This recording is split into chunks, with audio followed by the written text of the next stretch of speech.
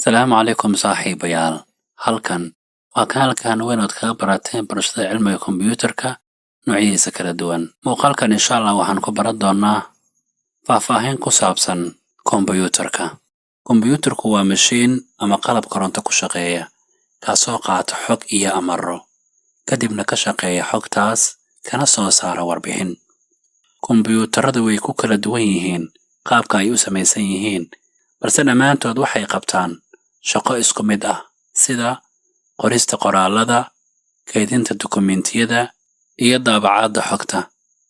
Si guud, kombiyuutaradu waxay u qaybsamaan laba nooc oo kala ah: laptop oo sidoo kale loo yaqaan notebook iyo desktop. Laptopku waa kombiyuutar uu shakhsi leeyahay oo ku shaqeeya batari dabka kaydiya, waliba si fudud loo dhaqaajin karo, loona qaadan karo meelo kala duwan. Desktop waa kombiyuutar aan la qaadi karin, meel la yaala, badanaa miis dushiisa ayaa la saaraa. Ma lahan batari dabka u kaydiya, balse si toos ah ayaa dabka loo geliyaa si loo isticmaalo. Kombiyuutar kasta wuxuu ka kooban yahay laba qaybood oo muhiim ah, kuwaasoo kala ah hardware iyo software.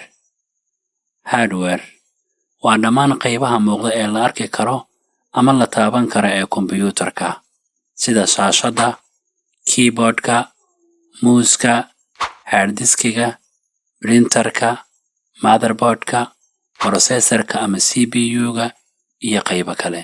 Software waa qaybta ka shaqaysiisa hardware-ka kombiyuutarka, waxayna u sheegtaa waxa la qabanayo iyo goorta la qabanayo.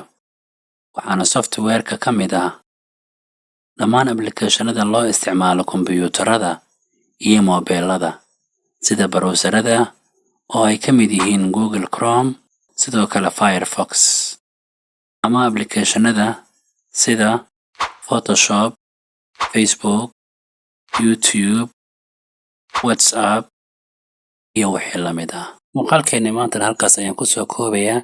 Waxaana ka codsanayaa daawada muuqaalkan aad like inoo saarto. Haddii aad ku cusub tahay kanaalkan subscribe noo dhahdo, wixii faallahana aad nagu reebto qaybta commentiga. Muuqaalka intaan kulmi doono waa walaalkii Cabdirasaaq Abdullaahi oo ku dhaafay sidaa nabadgelyo. Wassalaamu calaykum waraxmatullaahi wabarakaatuh.